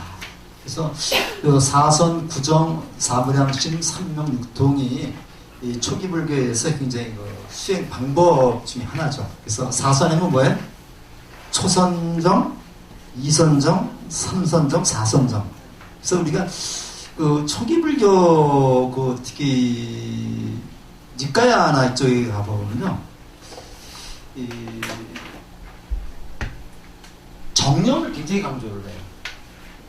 그래서 그 파정도 중에서 정념을 굉장히 강조하는데 정념이라고 하는 것이 뭐냐면 내가 지금 어디에 있는가, 내가 지금 어떤 위치에 있는가를 우리가 바로 아는 게 정념이거든요.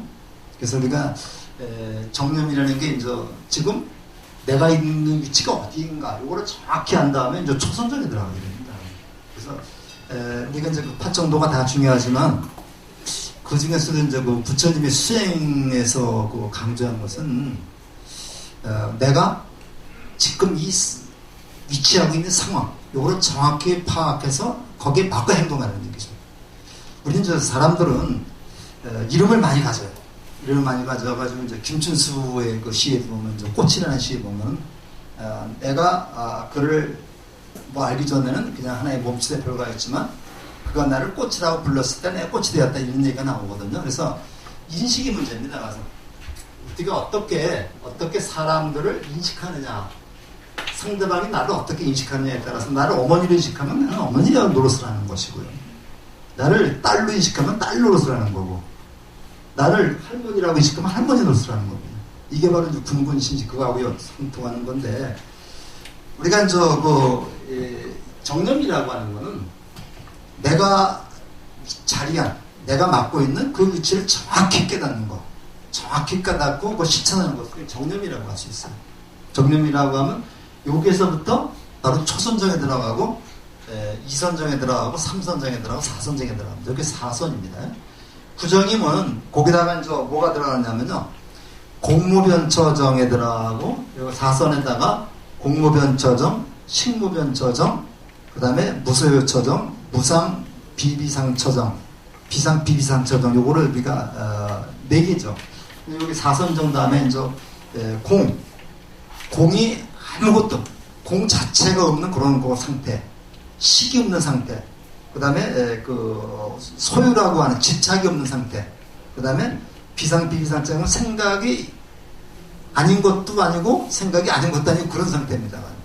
그런 상태에 도달하는 것을 우리가 이제 얘기를 하고, 마지막으로 이제 상수멸정이라고 해가지고 멸진정, 모든 것을 다 끊어버린 그런 상태에 도달하는 것을 멸진정이라고 그래요. 그래서 4선에다가 공무변처정, 식무변처정, 무소유처정, 비상 비비상처정, 그 다음에 상수멸정, 이거 합해가지고 우리 구정이라고 해요. 이거는 이제 우리 더 이제 불교 공부를 해가면서 이제 더 공부하는 되겠죠. 사무량심은 이제 한량 없는 마음이죠. 어떤 거냐? 자비희사라고 그래가지고, 우리가 자비희사라고 그래가지고,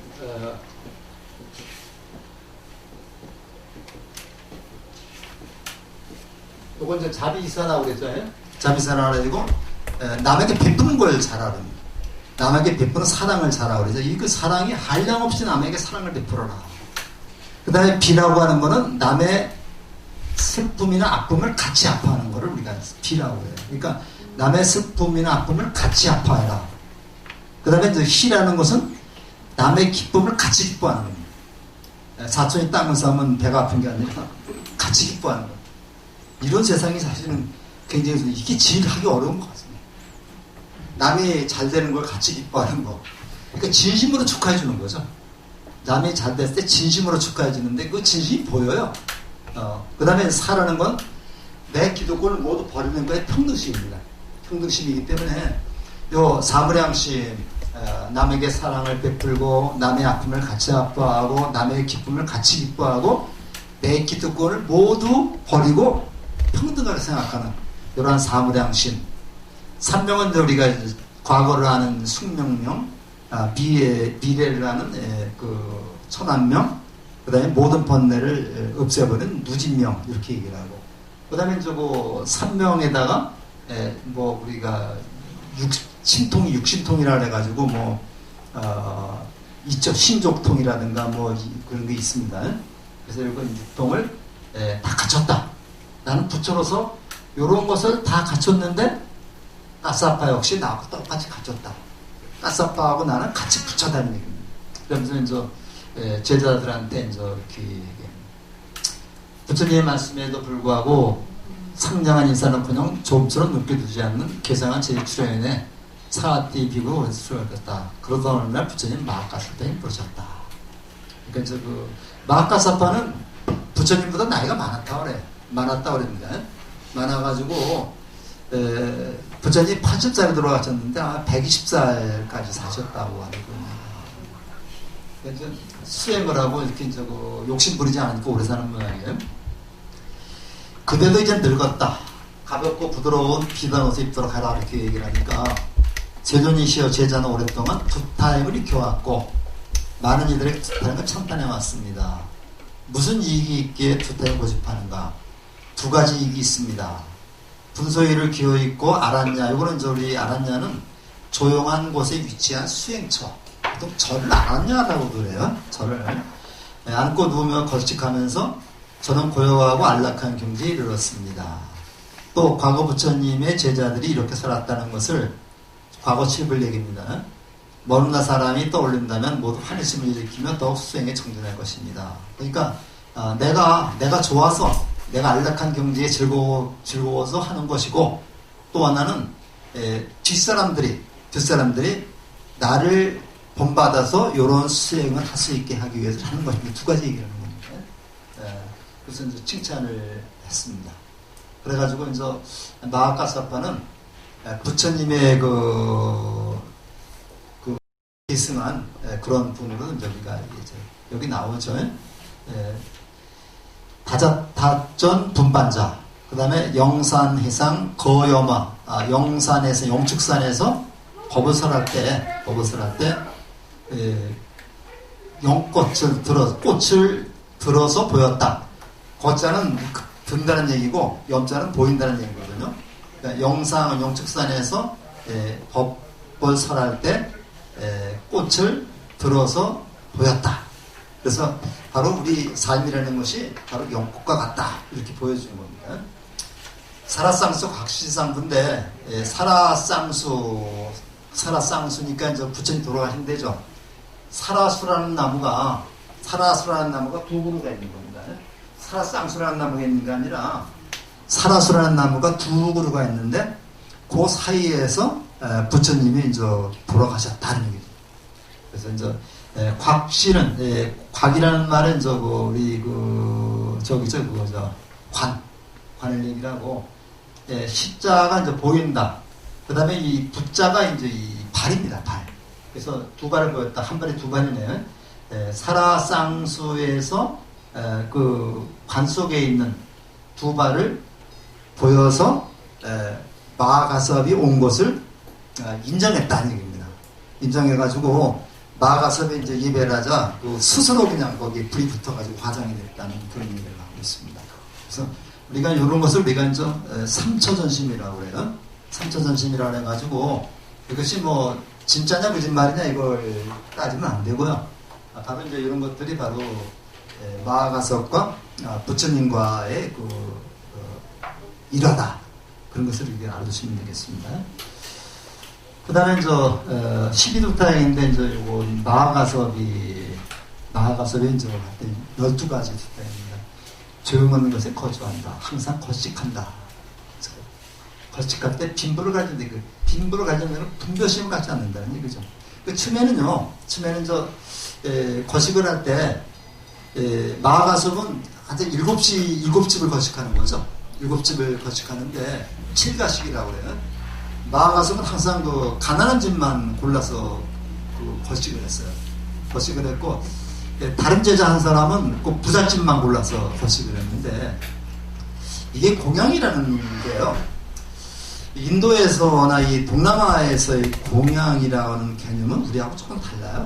달라서 어떻게 다르냐면은 그분은 공양을 함으로써 공양을 받는 사람이 보고 주는 겁니다.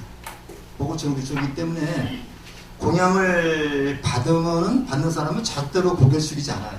주는 사람이 고개 숙이는 겁니다. 그러니까 그 가섭이 가난한 집만 다니면서 거식을 하는 것은 그 사람들이 내세에 복을 받게 하기 위해서 이렇게 한 거고, 그 다음에 다른 사람은, 한 제자는 또 부잣집에서 다닌 것은 공양을 좀 잘 받기 위해서 하는 그 의도도 있겠죠. 그러니까 나중에 이거를 부처님이 아시고 나서 그게 바로 분별심이다. 그러니까 집을 가리지 말고 시작한 집서부터 7집까지만 공양을 해라 이렇게 얘기해요. 그래서 우리 그 동남아 가면 저 태국이나 이제 이쪽에 가면은 아침에 새벽에 일어나서 바깥에 딱 나가면은 스님들이 이제 이렇게 쫙그 갈색이죠. 그리고 쫙 줄을 서서 이렇게 공양을 해요. 그러면 가서 이제 공양을 해서 이제 이렇게 보시하고도 그랬는데 그때 스님들은 이제 이만한 데 가서 바로가 이만하죠. 거기다가 그냥 다 받아가지고 그냥 가면은 그 신도들이 이제 거기다가 다 합장을 하면서 공양을 하고. 거기 가면 나와서 거기 옆에 파는 것도 있어요. 사서 좀 드리면 됩니다. 그 다음에 하루에 한 번만 먹는다. 과식하지 않는다. 정오 이후에 과제 없으니까 많이 지키는 겁니다. 해지고 허른 옷을 입는다. 3일만 소유한다. 무상반 체득을 위해 무덤 곁에 머문다. 주거지에 대한 애착을 버리기 위해 나무 밑에 지낸다. 한대 땅에 앉아 좌장에 든다. 항상 앉아있으면 눕지 않는다. 이것이 그 12두타행인데 이거 스마트폰에 12두타행 치면 다 나옵니다. 자, 그 다음에 마지막으로 시체 태우는 막대기들인데 시체 태우는 막대기들은 어떤 막대기들이에요? 시체 태우는 막대기들은 아무짝에도 쓸모없는 막대기들. 아무짝에도 쓸모없는 막대기들이 땔감으로 쓰는 거죠. 다른 데 쓸 수 없는 게. 근데 사실은 산을 지키는 거는 그런 나무들이 산을 지킨다 그러죠. 그래서 이제 장자에 나옵니다. 그게 장자에 나오는데, 결과적으로는 나무도 이제 이렇게 크고, 그 다음에 아주 그런 그 나무들은 일찌감치 사람들이 배에 가서 기둥을 쓰거나 그러죠. 그렇지만 쓸모없는 그런 꼬부라지 그런 나무들은 끝까지 살아남아가지고 이제 산을 지킨다. 그런 얘기들이 이제 장자에 뒤에 나옵니다. 이제, 잘 생각해서 얘기했죠. 삼보에게 출가한 아들이 모두 부처님의 가르침에 따라 살아난 것만은 아니었다. 그래서 심지어는 부처님이 돌아가시고 나서 수바드라라고 하는 제자가 있었습니다. 수바드라가 둘이 나와요. 수바드라가 이제 있는데 한 수바드라는 부처님이 돌아가실 때쯤 돼서 마지막 제자가 된 수바드라입니다. 마지막 제자가 수바드라고 한 제자는 다른 수바드라가 둘인데 그때 그 수바드라가 아닙니다. 근데 수바드라가 있었는데 부처님이 돌아가시고 나서 이제 가섭이 오고 나서 얘기입니다. 가섭이 오고 나서 부처님이 다 제자들 슬퍼하니까 그 수바드라는 제자가 왜 슬퍼하는가? 그 잔소리꾼이 없어졌는데 우리가 왜 자유롭지 않은가? 이런 말을 하는 거를 가섭이 들었어요. 들어가지고 야, 안 되겠다. 빨리 부처님 말씀을 결집해서 우리가 그 성단을 갖다가 다시 재정비해야 되겠다. 이런 생각을 해가지고 결집을 하게 된 거라고. 그러니까 여기에는 별별 사람들이 많이 있었던 겁니다. 늘 좋은 방 자리를 차지하고 안에서 제차도 나아가 말씀은 띠싸라든가 깔루다이라든가 천나 뭐 이런 음바작가 로히딱가 이런 것들은 이런 제자들은 별로 이렇게 열심히 하지 않았던 제자들인데 이 중에 찬나라고 하는 제자는 어떤 제자냐면 부처님이 출가할 때 같이 말을 끌고 했던 부처님의 말잡이 그 제자입니다. 이제 부처님이 사문유관할 때도 늘 같이 다녔었어요. 근데 이 친구가 나중에 이제 출가를 했는데 가만히 보니까 사리불이라고 하는 목견론이라고 하는 사람이 자기도 부처님만 한 게 늦는데 이게 큰 제자 노릇을 하고 있거든요. 그러니까 이제 찬나가 항상 보면 사리불이나 목견론은 다른 사람한테 막 비판하고 욕을 하고 그러니까 이제 사람들이 부처님한테 찬나를 이렇게 주의 주십시오 하고 얘기를 하는 겁니다. 그러니까 부처님이 불러다가 찬나를 주의도 주고 야단도 치고 그러는 겁니다. 내가 왜 그 사람들 그러느냐, 그 사람들이 얼마나 도가 높은 사람이 되느냐 그러니까 한 일주일 가요. 일주일 가. 근데 또 지나면 또 마찬가지예요. 그러니까 결과적으로 부처님 말씀이나 듣는 척했을 뿐이지 다른 사람 말은 듣지 않는 겁니다. 그러니까 아난이 부처님 돌아가시길 임박해가지고 묻습니다. 부처님 찬나를 어떻게 처리해야 됩니까? 하고 그러니까 부처님 말씀이 내가 죽거든 찬나의 범단벌이라 이거 범단벌이라고 해가지고 가장 무서운 벌입니다. 이게 상종을 하지 말아라.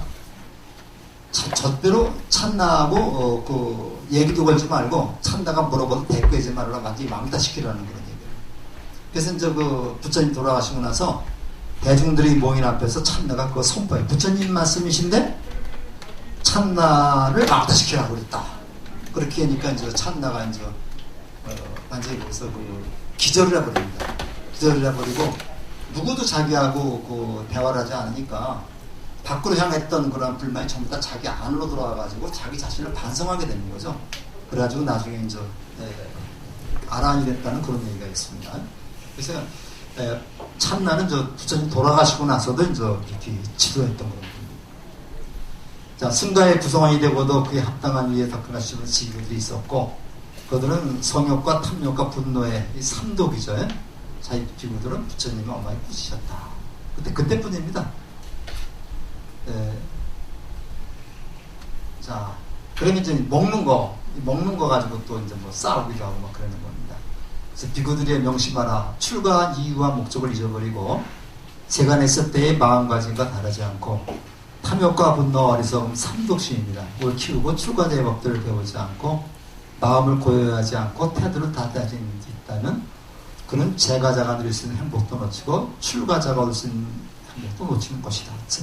제가 이제 그 문장 스님 살아계실 때 이제 조계사 앞에 그 국청회라는 데가 있었어요. 국청회가 이제 문장 스님이 이제 이렇게 계속 그렇게 설법을 하시고 불교 가르치고 계셨는데 제가 이제 말년에 좀 학교에서도 이제 별로 이제 이렇게 직책을 다 버리고 그러니까 시간이 있어가지고 한 5시쯤 제가 서울에 가면 한 7시쯤 되면 7시부터 9시까지 그 문진상 스님이 설법하시고 일주일에 2번 갔습니다. 그래서 이제 금강경도 배우고 육조단경도 배우고 많이 이제 공부를 했는데 그분이 항상 그 하시는 말씀이 어떤 놈이 있고요. 그분이 이걸 잘하셨어요. 어떤 놈은 머리를 깎아서 천당 갈 거 지옥 가게 되고 지옥 가게 된다. 그러니까 출가했으면 똑바로 해라는 얘기입니다. 그 다음에 어떤 놈은 신부가 돼서 천당 갈 걸 놓치고 지옥을 가게 된다. 이렇게 해서 이제 말씀을 하게 되는데 그래서 당신은 꼭 뭐냐면 이렇게 갈등이 될 때는 자기가 자기 머리를 만져본대. 머리를 만져보면서 내가 왜 출가를 했는가? 출가한 본의미가 뭔가? 요거를 한번 머리를 싹 만져보면서 자기 마음을 달래보낸다고 그래요.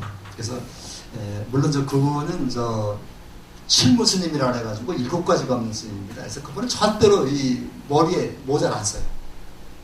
내가 이렇게 당당하게 출가했는데 왜 이걸 감추느냐? 그래서 그 겨울에도 모자를 항상 안 씁니다. 그런 거 분인데 우리 절에도 몇 번 오셨었어요. 법문하시러. 이제 돌아가셨는데 바로 이제 우리가 이제 그 출가하신 분들도 뭐 다 잘 따라가시고 계시겠지만 한 번쯤은 이제 이걸 자신을 되돌아봤으면 기회가 필요하다는 얘기죠. 비구들이여 그런 이는 화장터에서 시체를 뺐을 막대기와 같다. 그런 불결한 막대기는 마을에서 장작으로 쓰지 않는다. 장작으로 쓰지 않는 그런 겁니다. 그래서 이제 우리가 이렇게 가면서 오늘 시체를 태우는 막대기 같이 갔는데 우리가 이제 이왕이면 세상에 태어나가지고 이제 이왕이면 자자 나갔으면 좋지 않을까 하는 생각이 들어요. 제가 이제 대학에 처음에 들어갔을 때 이제 그때 교양학부라는 게 있었어요. 우리들한테 교양학부가 있어가지고 1년 동안은 교양학부에서 이제 공부를 했는데 그때 이제 이병주 교수라고 이제 아주 우리 은사 교수님인데 그분이 이제 교양학부장을 하면서 교양학부 부운이 이왕이면 잘해보자. 그래서 이제 이왕이면이라는 말을 부운으로 해가지고 이제 같은 값이면 우리가 한번 멋지게 살아보자 이렇게 말씀하신 게 기억이 나는데 이왕이면 우리가 이제 불교 공부하면서 남들한테 좀 이렇게 모범이 될 수 있는, 멘토가 될 수 있는 그런 사람이 되어야 되지 않을까. 멘티라고 그러죠, 멘티. 그러니까 이제 멘티가 될 수 있는 그런 사람이 되지 않을까 생각을 하면서 점심 맛있게 드시고요.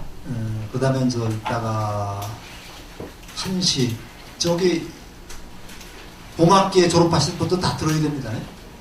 1년에 한 번밖에 없기 때문에 이거 저 봄학기에 졸업하시는 분도 이번에 이걸 올려야지만 봄학기 졸업을 할 수 있어요. 그래서 1시부터 시작을 해서 2시 1시간 동안에 다 끝내도록 하겠습니다. 자, 마치겠습니다.